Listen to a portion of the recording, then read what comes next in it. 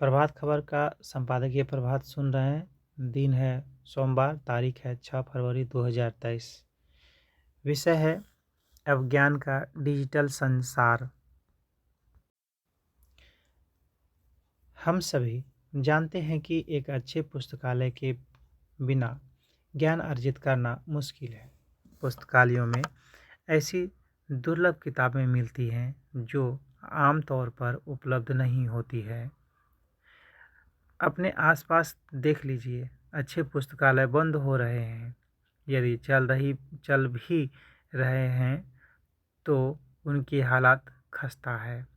यह कोई चकित करने वाला तथ्य नहीं है कि किताबों से दूरी बढ़ाने में तकनीक की बड़ी भूमिका है। मोबाइल और कंप्यूटर ने हमें पठन पाठन से दूर कर दिया है, लेकिन वित्त मंत्री निर्मला सीतारमण ने बजट में राष्ट्रीय डिजिटल लाइब्रेरी की घोषणा कर तकनीक को ही पठन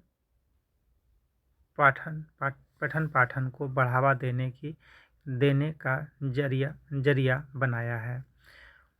उन्होंने कहा कि कोरोना में हुए शिक्षा के नुकसान को कम करने के लिए डिजिटल लाइब्रेरी की स्थापना की जाएगी और सभी स्कूलों को उससे जोड़ा जाएगा। डिजिटल लाइब्रेरी के नाम से ही स्पष्ट है कि यह एक ऐसी लाइब्रेरी है जिसमें आपको सभी किताबें डिजिटल या इलेक्ट्रॉनिक फॉर्मों में मिलेंगी। साधारण शब्दों में आप इसे ऑनलाइन लाइब्रेरी कह सकते हैं। इस लाइब्रेरी का इस्तेमाल आप कहीं भी कर सकेंगे। इसके लिए आपको सिर्फ इंटरनेट की ज़रूरत होगी। फिजिकल लाइब्रेरी के मुकाबले डिजिटल लाइब्रेरी में असीमित स्थान होता है। इसके माध्यम से हर एक की पहुंच किताबों तक हो जाएगी, साथ ही सब कुछ एक ही स्थान पर उपलब्ध होगा। डिजिटल लाइब्रेरी शब्द का इस्तेमाल 1994 में पहली बार नासा द्वारा इस्तेमाल किया गया था।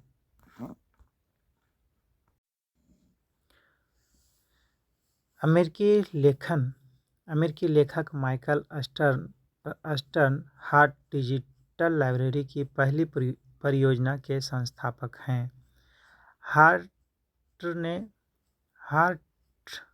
ने इंटरनेट के जरिए इलेक्ट्रॉनिक रूप में पुस्तकों को उपलब्ध कराया था। भारत में डिजिटल लाइब्रेरी का सबसे अच्छा उदाहरण भारतीय राष्ट्रीय डिजिटल लाइब्रेरी IIT खड़गपुर है, जो इंटरनेट पर सभी के लिए उपलब्ध है।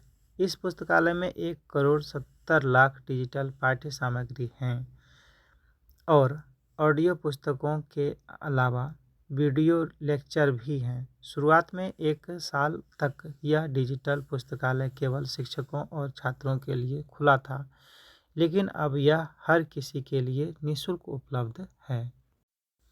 कहा जा सकता है कि पूरा पुस्तकालय मोबाइल के जरिए आपकी जेब में है। शुरुआत में ही 35 लाख लोग इसका इस्तेमाल कर रहे थे और इरादा इसके सदस्यों की संख्या बढ़ाकर 3.5 करोड़ करने का है। किताबों के लिए छात्रों के भटकने की समस्या इस पुस्तकालय ने दूर कर दी है। यह पुस्तकालय मोबाइल ऐप में भी उपलब्ध है। गूगल ने भी किताबों को लेकर एक बड़ी योजना शुरू की है। इसके तहत विभिन्न देशों की लगभग 400 भाषाओं में बड़ी संख्या में किताबें डिजिटल की गई हैं। उनका मानना है कि भविष्य में अधिकतर लोग किताबें ऑनलाइन पढ़ना पसंद करेंगे। वे सिर्फ ई-बुक ही खरीदेंगे। उन्हें वर्चुअल रैक या यूं कहें कि अपने निजी लाइब्रेरी में रखेंगे। इंटरनेट ने किताबों को सर्वसुलभ कराने में मदद की है। ई-कॉमर्स वेबसाइटों ने किताबों को उपलब्ध कराने में भारी सहायता की है। मेरा मानना है कि नई तकनीक ने दो तरफा असर डाला है। इसने भला भी किया और नुकसान भी पहुंचाया। लोग व्हाट्सएप फेसबुक में ही उलझे रहते हैं।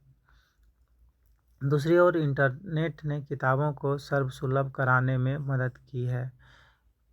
किंडल, ई पत्रिकाओं और ब्लॉग ने इसके प्रचार प्रसार को बढ़ाया है। लेकिन यह भी सच है कि टेक्नोलॉजी ने लिखित शब्द और पाठक के बीच के अंतराल को बढ़ाया है। यह बहुत पुरानी बात नहीं है जब लोग निजी तौर पर भी किताबें रखते थे और इसको लेकर लोगों में एक गर्व का भाव होता था कि उनके पास इतनी बड़ी संख्या में किताबों का संग्रह है। लेकिन हम ऐसी संस्कृति नहीं विकसित कर पाए हैं। पहले हिंदी पट्टी के छोटे बड़े शहरों में साहित्यिक पत्रिकाएं और किताबें आसानी से मिल जाती थीं। अब जाने माने लेखकों की किताबें भी मुश्किल से मिल पाती हैं। छोटे शहरों में तो यह समस्या और गंभीर है। हिंदी भाषी क्षेत्रों की समस्या यह रही है कि वे किताबी संस्कृति को विकसित नहीं कर पाए हैं। इस दिशा में समाज के विभिन्न तबके के लोगों ने अनूठी पहल की है। झारखंड में रहने वाले संजय कच्छप 40 लाइब्रेरी चला रहे हैं। इसमें कुछ डिजिटल लाइब्रेरी भी शामिल हैं। वे झारखंड के लाइब्रेरी मैन के रूप में जाने जाते हैं। प्रभात खबर ने उन पर एक बड़ी स्टोरी की भी कैसे वे अपनी मुहिम को आगे बढ़ा रहे हैं। प्रधानमंत्री ने भी मन की बात में उनके कार्य का उल्लेख किया था। कुछ समय पहले ऐतिहासिक पहल करते हुए बिहार विधानसभा की पुस्तकालय समिति ने पहली बार पुस्तकालयों के बारे में एक प्रतिवेदन पेश किया गया था। यह प्रतिवेदन बिहार के 51 सार्वजनिक क्षेत्र के पुस्तकालयों को लेकर तैयार किया गया था, जिसमें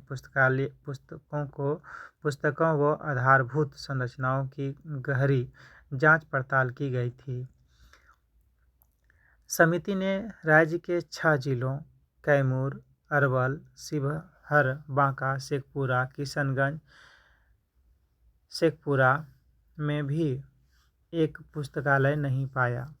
बाकी 32 जिलों में जो 51 पुस्तकालय हैं, उनमें से अधिकतर की स्थिति बेहद खराब है। आधारभूत संरचनाएं ध्वस्त हैं, पुस्तकों का अभाव है, कुर्सी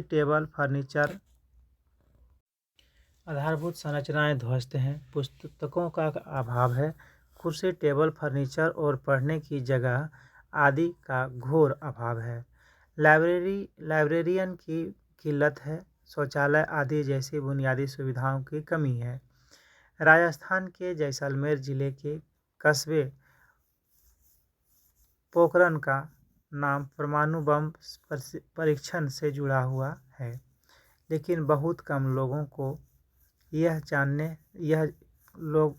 यह जानते हैं कि पोखरन में एशिया का सबसे बड़ा पुस्तकालय भी है।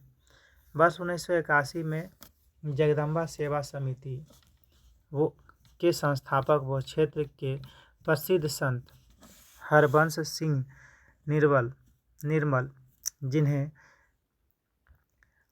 भादरिया महाराज के नाम से जाना जाता है, ने मंदिर और विशाल धर्मशाला के साथ एक विशाल पुस्तकालय की भी नींव रखी थी। यही पुस्तकालय आज एशिया के सबसे बड़े पुस्तकालयों में से एक है। यहाँ हर विषय से संबंधित पुस्तकें उपलब्ध हैं। पुस्तकों की देखरेख व संरक्षण के लिए करीब 562 अलमारियाँ हैं, जिनमें लाखों पुस्तकें रखी गई हैं। इसी तरह दुर्लभ साहित्य की माइक्रो सीडी बनाने व उन्हें रखने के लिए 18 कमरों का निर्माण भी हुआ है। इस पुस्तकालय में अध्ययन के लिए अलग से एक विशाल हॉल का निर्माण करवाया गया है, जिसमें 4000 लोग एक साथ बैठ सकते हैं। लेकिन चुनौती यह है कि आपको कोई दुर्लभ किताब पढ़नी है तो आपको लंबी दूरी तय कर पोखरण पहुंचना होगा। यदि ऐसे किसी पुस्तकालय में उपलब्ध किताबों को डिजिटल कर दिया जाए तो बहुत भला हो सकता है। अगला विषय है नियामकों द्वारा निगरानी। बीते कुछ दिनों से शेयर बाजार से लेकर संसद तक अदानी समूह की कारोबारी गतिविधियों को लेकर माहौल गर्म है। अमेरिका स्थित हिंडेनबर्ग रिसर्च ने अपनी एक रिपोर्ट में इस समूह पर अनेक गंभीर आरोप लगाए हैं, जिन्हें अदानी समूह ने सिरे से खारिज कर दिया है। रिपोर्ट के आने के बाद से स्टॉक मार्केट में समूह की सूचीबद्ध कंपनियों के शेयरों की भारी बिकवाली हुई है, जिससे इन कंपनियों का बाजार मूल्य लगभग आधा घट गया है। जिन बैंकों और वित्तीय संस्थाओं ने इस समूह में निवेश किया है, उनके शेयरों के भाव पर भी इस हलचल का असर देखा गया है। इस पृष्ठभूमि में पूरे प्रकरण की वस्तु स्थिति समझने के लिए भारतीय रिजर्व बैंक तथा भारतीय प्रतिभूति और विनिमय बोर्ड यानी सेबी सक्रिय हो गए हैं। केंद्रीय वित्त मंत्री निर्मला सीतारमण ने स्पष्ट किया है कि नियामक संस्थाएं अपना काम करेंगी। ये संस्थाएं सरकारी नियंत्रण से स्वायत्त होती हैं। रिपोर्ट के अनुसार रिजर्व बैंक ने अदानी समूह को दिए गए कर्ज के बारे में बैंकों से जानकारी मांगी है। बताया गया है कि रिजर्व बैंक विशेष परिस्थितियों में ऐसी जानकारी इसलिए मांगता है क्योंकि संभवतः केंद्रीय डाटाबेस में ताज़ा सूचनाएं उपलब्ध नहीं होती। बड़े कर्जों से जुड़े डाटा को कभी मासिक और कभी साप्ताहिक रूप से अद्यतन किया जाता है। अदानी समूह के शेयरों के दाम में भी गिरावट को सेबी से बहुत गंभीरता से लिया है और माना जा रहा है। यह नियामक संस्था समूचे प्रकरण की जांच कर रही है। सेबी ने यह भी कहा है कि उसके संज्ञान में कोई भी जानकारी आती है तो वह उसकी पूरी जांच करेगी तथा जरूरत पड़ने पर समुचित कार्रवाई भी की जाएगी। इस पूरे मामले में देश के बैंकिंग प्रणाली पर गंभीर असर होने की आशंका को रिजर्व बैंक ने खारिज कर दिया है। देश के केंद्रीय बैंक की ओर से कहा गया है कि हर मानक पर हमारी बैंकिंग प्रणाली में स्थायित्व है तथा बैंकों ने बड़े कर्ज देने से संबंधित नियमों का ठीक से पालन किया है। रिजर्व बैंक बैंकों को लेकर सचेत भी है। उल्लेखनीय है कि हालिया तिमाही में बैंकों ने कमाई और मुनाफे के मोर्चे पर अच्छा प्रदर्शन किया है। जहां तक समूचे शेयर बाजार की बात है तो इस मसले का असर बहुत सीमित रहा है। अदानी समूह द्वारा अपने एक एफपीओ को वापस लेने को कुछ जानकार शेयर बाजार के लिए झटका मान रहे हैं, लेकिन जैसा कि वित्त मंत्री ने रेखांकित किया है, ऐसा कई बार पहले भी हुआ है। फिलहाल सबसे अहम यह है कि नियामक संस्थाएं जांच कर रही हैं और हमें जांच के नतीजों का इंतजार करना चाहिए। अगला विषय है प्राकृतिक खेती से जुड़े किसान। भारत की लगभग 70% जनसंख्या प्रत्यक्ष या परोक्ष रूप से खेती पर आश्रित है। खाद्यान्न उत्पादन में भारत दुनिया में दूसरे पायदान पर है। आज भारत दुनिया में खाद्यान्न का व्यापार करने वाला अहम देश बनकर उभरा है। निस्संदेह इस स्थिति में हरित क्रांति की बड़ी भूमिका है, लेकिन उसी हरित क्रांति ने भारत की कृषि प्रणाली को छिन्न भिन्न कर दिया है। इसी क्रांति के कारण आज भारत की खेती बड़े पूंजी के दबाव में है तथा तकनीक की गुलामी हो चुकी है। इस हरित क्रांति ने खेती की लागत को कई गुना बढ़ा दिया है।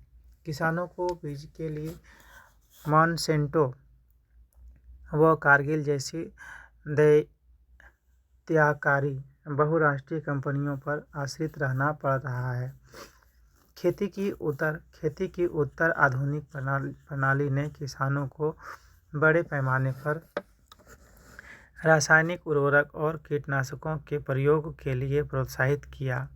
आंकड़े बताते हैं कि 2020-21 में महाराष्ट्र में 13,242 टन, उत्तर प्रदेश में 11,557 टन, पंजाब में 5,193 टन एवं हरियाणा में 4,050 टन कीटनाशकों का प्रयोग किया गया।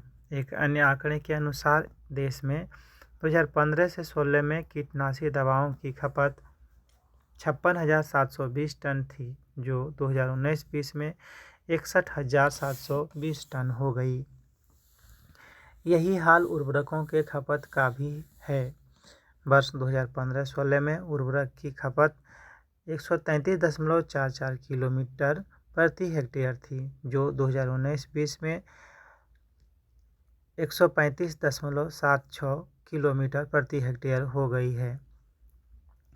इस कारण न केवल हमारे किसानों पर आर्थिक दबाव बढ़ा है, अपितु पूरे गंगा ब्रह्मपुत्र की मैदानी मिट्टी प्रदूषित भी हो चुकी है।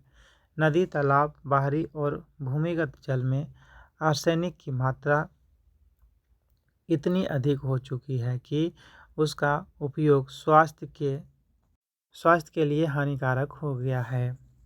पंजाब, हरियाणा, गुजरात और महाराष्ट्र के एक बड़े हिस्से में कैंसर महामारी बन चुका है। भारत का हर तीसरा व्यक्ति पेट की बीमारी से परेशान है।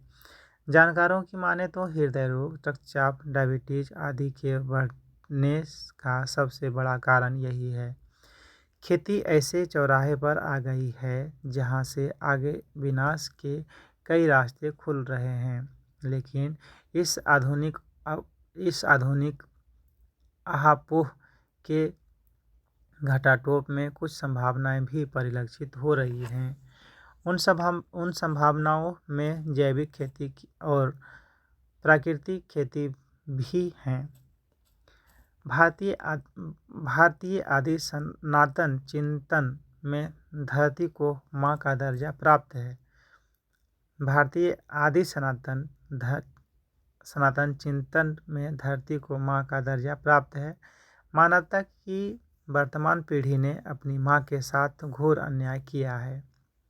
लालच में हमने सोना उगने वाली पंजाब की धरती को नशाखोरी की जमीन बना दिया है। हाल में प्रधानमंत्री नरेंद्र मोदी ने वर्तमान खेती के तरीकों को बारीकियों से समझते हुए एवं भविष्य को मध्य में रख प्राकृतिक खेती विस्तार योजना की जो रणनीति बनाई है, वह धरती माँ को संरक्षित व संवर्धित करने में बड़ी भूमिका निभाएगी। वैसे भारत में और खासतौर पर झारखंड जैसे आदिवासी बहुल राज्यों में ऐसी खेती परंपरा के साथ जुड़ी रही है, लेकिन वर्तमान दौर में इसे आधुनिक सोच के साथ फिर से दुनिया के समक्ष लाने का श्रेय जापानी चिंतक जो पेशे से किसान हैं, मात्सुनोबु फुकुओका को जाता है। प्राकृतिक खेती में जुताई, गुड़ाई, उर्वरक का उपयोग, कीटनाशक का उपयोग, निराई आदि का उपयोग नहीं किया जाता है। प्राकृतिक खेती में किसी भी प्रकार के रासायनिक उर्वरक एवं कीटनाशी दवाओं का प्रयोग नहीं होता है। ऐसी खेती के लिए देसी गाय का होना आवश्यक होता है। जानकारों की माने तो एक देसी गाय 1 महीने में लगभग 30 एकड़ की खेती का खुराक उपलब्ध करा देती है। इस पद्धति की खेती में पानी की भी बचत होती है। जमीन में पानी सोखने की क्षमता बढ़ने लगती है, जिस कारण मिट्टी में सकारात्मक शक्ति का संचार होने लगता है। परंपरागत कृषि प्रणाली में जीवाणुरोधक क्षमता का खजाना छिपा है। प्राकृतिक कृषि पद्धति में सूखे कचरे को गोबर में मिलाकर कंपोस्ट खाद तैयार करने के ग्रामीण स्वच्छता के संकल्प को भी नया आयाम मिल सकेगा।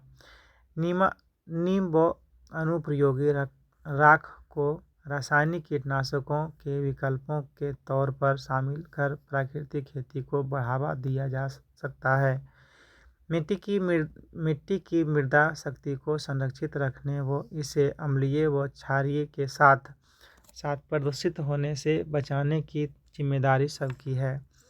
झारखंड के दूरस्थ क्षेत्रों में आज भी जनजातीय किसान रासायनिक उर्वरक एवं कीटनाशी दवाओं का प्रयोग नहीं करते हैं। यदि आदिवासी पद्धति का बारीकी से अध्ययन और दस्तावेजीकरण हो तो इसका लाभ अन्य किसानों को भी मिल सकता है। भारत कृषि व कृषि प्रधान देश रहा है। प्राकृतिक खेती इस देश की आत्मा है। इसे महत्व दिया जाना उतना ही जरूरी है जितना शरीर के लिए आत्मा का महत्व आवश्यक है। झारखंड, छत्तीसगढ़, मध्य प्रदेश, महाराष्ट्र, उत्तराखंड, पूर्वोत्तर के राज्य सिक्किम, हिमाचल प्रदेश, लद्दाख एवं जम्मू कश्मीर आदि प्रांतों के जनजातीय क्षेत्रों के अलावा पंजाब में उमेंद्र दत्त, पद्मश्री सुभाष पालेकर, गुजरात के राज्यपाल देवव्रत आदि इस खेती को अपनाकर किसानों को प्रोत्साहित कर रहे हैं। यदि इस खेती को बल मिला तो देश कृषि संकट की विभीषिका का समाधान खोजने में सफल हो सकता है। अब है देश दुनिया से मनुष्य की उम्र को लेकर शोधार्थियों की पड़ताल। क्या इंसान के जीने की कोई सीमा है? वह अधिकतम कितने वर्षों तक जी सकता है? बीते महीने दुनिया की सबसे उम्रदराज व्यक्ति फ्रांस की लुसील रेंडोन के 118 वर्ष की उम्र में निधन के बाद यह प्रश्न फिर से चर्चा में आ गया है। 18वीं सदी में फ्रांसीसी नेचरलिस्ट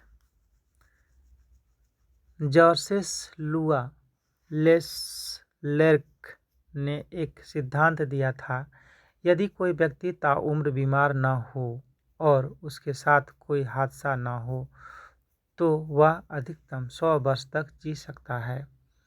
तब से चिकित्सा विज्ञान ने अद्भुत प्रगति की है। इस कारण मनुष्य के जीवन अवधि करीब 2 दशक तक बढ़ गई है।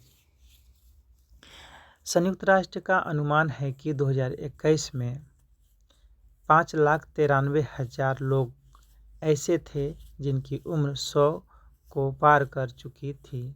एक दशक पहले यह संख्या 3,53,000 थी। डेटा एजेंसी स्टेटिस्टा के मुताबिक अगले दशक में ऐसे लोगों की संख्या दोगुनी हो जाएगी जो 100 वर्ष से ज़्यादा जीते हैं।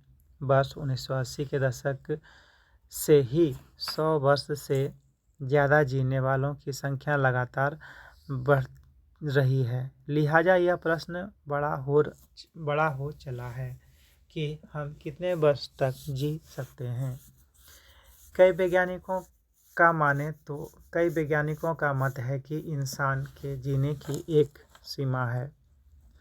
वर्ष 2016 में नेचर पत्रिका में छपे शोध की माने तो 1990 के दशक से मनुष्य के जीने की अवधि में कोई बदलाव नहीं हुआ है। दुनिया की जनसंख्या के आंकड़ों का विश्लेषण करने पर इन शोधकर्ताओं ने पाया कि 120 वर्ष जीने वाली रॉबिन कैल्मे की 1995 में मौत के बाद इंसान की जीने की अवधि असल में कम हुई है। वर्ष 2018 में एक रिसर्च में पता चला है कि मृत्यु दर आयु के साथ बढ़ती जाती है, लेकिन 85 वर्ष के बाद यह धीमी पड़ने लगती है। अगला विषय है आपके पत्र से, ऑस्ट्रेलिया की मुद्रा में बदलाव। कभी ग्रेट ब्रिटेन का उपनिवेश रहे ऑस्ट्रेलिया के रुपये पर आज भी महारानी एलिजाबेथ की फ़ोटो छपी रहती है। तब से यहाँ 26 जनवरी को ऑस्ट्रेलिया डे मनाया जाता रहा है, क्योंकि 1788 में इसी दिन अंग्रेज़ों ने यहाँ अपना पहला कदम रखा था। इसलिए इस वर्ष यहाँ के मूल निवासी एवं आदिवासियों ने इस विशेष दिवस मनाने का विरोध किया। संभवतः इसी कारण ऑस्ट्रेलिया की सरकार ने निर्णय लिया है कि वह $5 के नोट पर महारानी एलिजाबेथ के चित्र को हटा देगी। यह एक सही कदम है। अगला विषय है उत्तर कोरिया में नया संक्रमण। चीन, जापान और कई अन्य देशों में जहां अभी भी कोरोना वायरस का खतरा मंडरा रहा है, वहीं उत्तर कोरिया में एक नया संक्रमण लगातार बढ़ता जा रहा है। राजधानी प्योंगयांग में एक बार फिर कुछ दिनों का सख्त लॉकडाउन लगाया गया है। सभी नागरिकों को घरों में रहने की सलाह दी गई है। इस वजह से वहां के लोग सामान को स्टॉक भी कर रहे हैं। सरकार द्वारा जारी रिपोर्ट में कोविड-19 का उल्लेख नहीं है। इसकी वजह से चिंता और ज़्यादा बढ़ गई है। अब आगे है कुछ अलग बजट के बाद। बजट का गहन विश्लेषण हो चुका है। वो टीवी एक्सपर्ट जो बजट वाले दिन बजट एक्सपर्ट बन जाते हैं, फिर से अपने ओरिजिनल एक्सपर्टत्व यानी नागिनों के प्रकार, पाकिस्तान के एटम बम, चीन की हुंकार और राफेल की दहाड़ पर लौट चुके हैं। बजट एक्सपर्ट बजट दिवस से पहले तमाम दूसरी चीज़ों के एक्सपर्ट होते हैं, पर बजट के दिन बजट के एक्सपर्ट हो जाते हैं। राखी सावंत को मैं बहुत नासमझ किस्म की एक्ट्रेस समझता था। राखी सावंत को मैं बहुत नासमझ किस्म की एक्ट्रेस समझता था। क्या करती है, कभी रोने लगती हैं, कभी गाने लगती हैं। उनके बॉयफ्रेंड पर भी छपता रहा है। पहले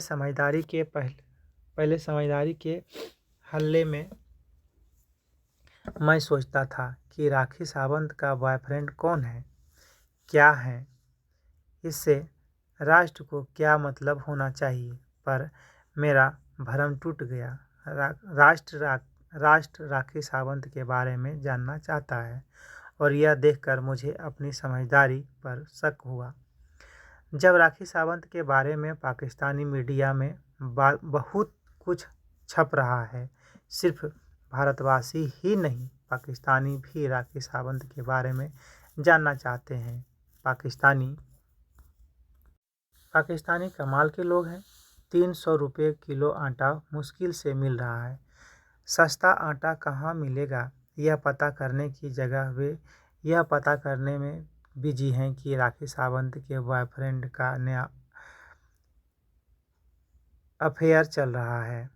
राखी सावंत इंडिया से ज़्यादा पाकिस्तान में पॉपुलर हैं। पाकिस्तान में भुखमरी की नौबत है। International international monetary fund Pakistani हुक्मरानों से उठक बैठक करवा रहा है, पर पाकिस्तानी हुक्मरानों को पता है चाहे जितनी उठक बैठक करवा लो, एक बार डॉलर हाथ में आ गए तो फिर दुबई और टोरंटो में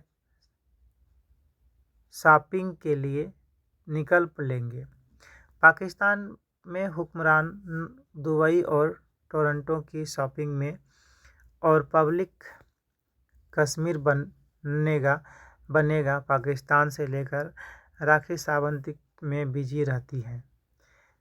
300 रुपये किलो आटा तलाशी हुई।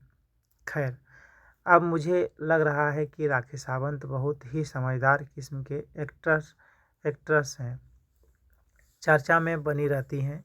उनकी आखिरी हिट फिल्म कब आई थी हमें नहीं पता, पर उनके आखिरी बॉयफ्रेंड के बारे में रोज़ हमको जानकारी मिलती है। काम से नहीं, बॉयफ्रेंड के जरिए चर्चा में बने रहना भी हुनर है।